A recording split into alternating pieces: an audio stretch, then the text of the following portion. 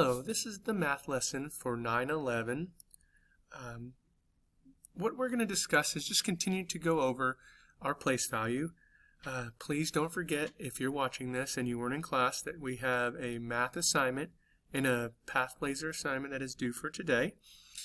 What I wanted to tell you about is another way to make our place value charts quicker.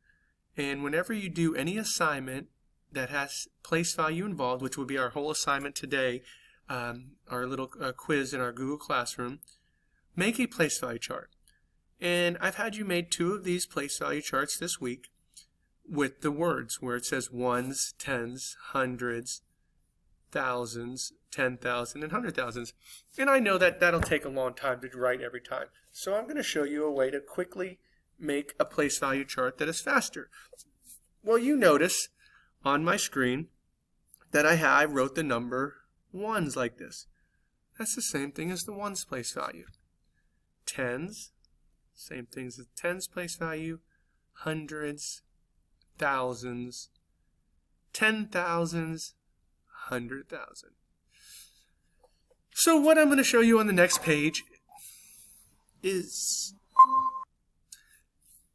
and so on the next page, like I was saying, that we'll be able to show you a way to make it a little bit quicker. And it's also going to help with our next learning opportunity of our expanded form by using just the numbers as your place values. So what you're going to do is you are going to go to the next page.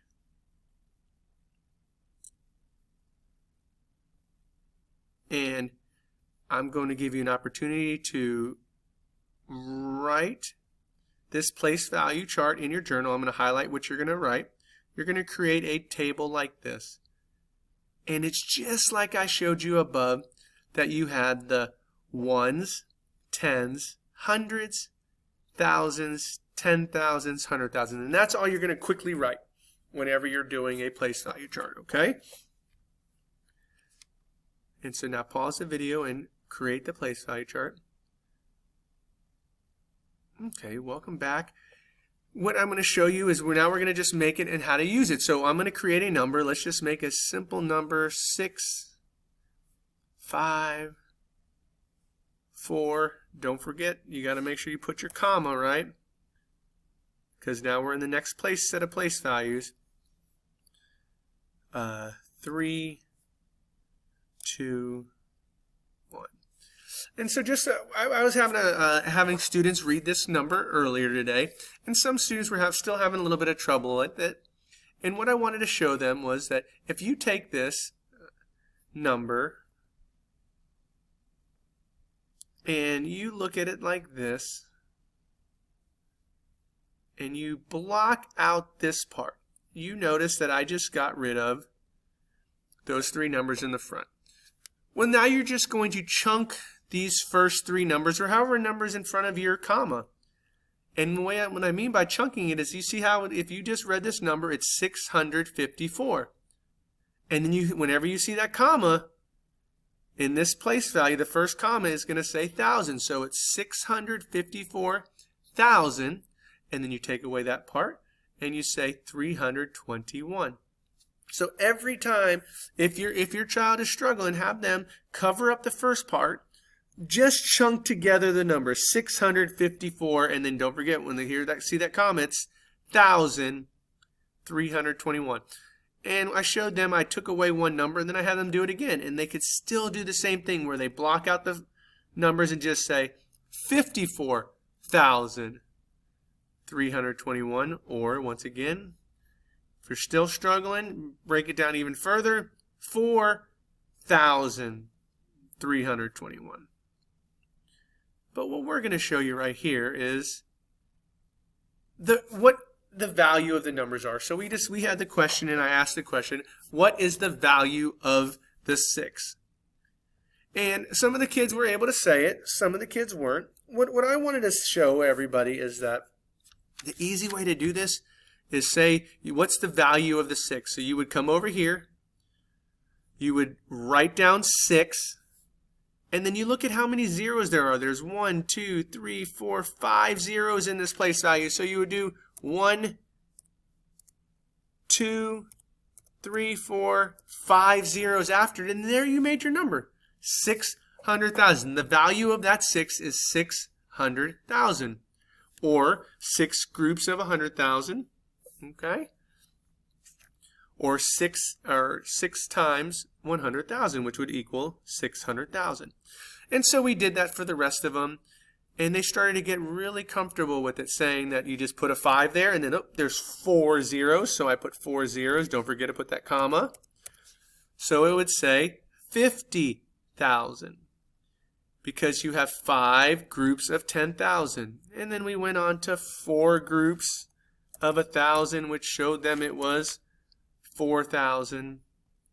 Then we did 3 groups, which would be 300. 2 groups of 10, which would be 20, and 1 group of 1, which would be the ones place.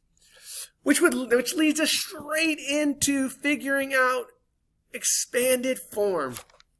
So what we do is we go for expanded form is we take these numbers and we're going to add them all together.